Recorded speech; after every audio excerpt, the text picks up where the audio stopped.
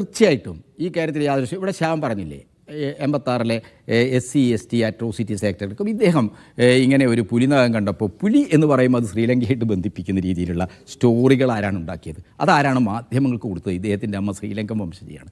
അപ്പോൾ അതെല്ലാം അന്വേഷിക്കണം. ആ കാര്യത്തിലൊന്നും ഒരു വിട്ടുവീഴ്ചയും ഞങ്ങളെ സംബന്ധിച്ചിടത്തോളമില്ല. ഇത് ഇടതുപക്ഷ ഗവൺമെൻറ് ഒരു പ്രശ്നം എന്നതിലപ്പുറത്ത് കേരളീയ സമൂഹം മൊത്തം ഏറ്റെടുക്കേണ്ട ഒരു പ്രശ്നമാണ്. ഇപ്പോൾ തീർച്ചയായിട്ടും നിഷാദ് പറഞ്ഞതുപോലെ സ്റ്റേറ്റ് ആക്ട് ചെയ്യേണ്ടതുണ്ട്. സ്റ്റേറ്റ് ആക്ട് ചെയ്യുമെന്ന് വനം വകുപ്പ് മന്ത്രി തന്നെ പറഞ്ഞിട്ടുണ്ട്. തൻ്റെ വകുപ്പിൽ ആരാണ് ഈ കാര്യങ്ങൾ ഈ രീതിയിലേക്ക് എത്തിച്ചത്? ഇദ്ദേഹത്തിന് ഒരു കഞ്ചാവ് കേസിൽ ജാമ്യം കിട്ടാവുന്ന ഒരു വകുപ്പ് ചേർത്ത് അദ്ദേഹത്തെ ജാമ്യത്തിൽ ഇറങ്ങി പോകാവുന്ന, സ്റ്റേഷൻ ജാമ്യത്തിൽ പോകാവുന്ന ഒരവസ്ഥയിൽ ഇദ്ദേഹത്തിൻ്റെ കഴുത്തിൽ പുലിനകമുണ്ടെന്ന് കണ്ടെത്തി അത് വന്യജീവി സംരക്ഷണ നിയമമനുസരിച്ച് കേസെടുക്കണമെന്ന ബുദ്ധി ആരുടേതാണ്?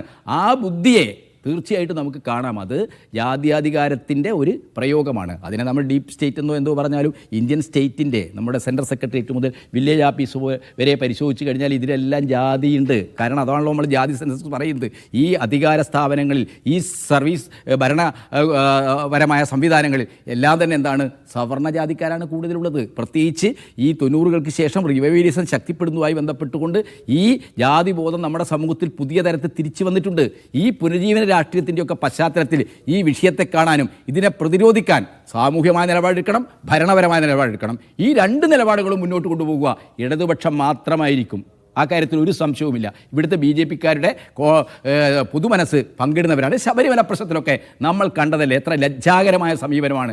യുവതീ പ്രവേശനത്തിൽ സുപ്രീം കോടതി വിധിയുണ്ടായിട്ട് ആ വിധിയെ ഹിസ്റ്റോറിക്കൽ ആയ ഒരു വിധിയെന്ന് AICC-യുടെ വക്താവ് തന്നെ ട്വീറ്റ് ചെയ്തിട്ടും പിന്നീട് കേരളത്തിലെ എടുത്തത് പിന്നെന്താണ്, ശബരിമല പ്രവേശനവുമായി ബന്ധപ്പെട്ടുകൊണ്ട് ഒരു പുതിയ നിയമം തെരഞ്ഞെടുപ്പ് കാലത്തുണ്ടാക്കാൻ തിരുവഞ്ചൂർ രാധാകൃഷ്ണൻ ചെയർമാനാക്കിക്കൊണ്ടുള്ള നിയമനിർമ്മാണ കമ്മിറ്റി വരെ ഉണ്ടാക്കിയവരല്ലേ.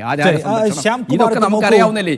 ഈ ആചാര സംരക്ഷണമൊക്കെ ജാതിയായി ബന്ധപ്പെട്ട ഒരു കാര്യം ഒരു കാര്യം ശ്യാംകുമാർ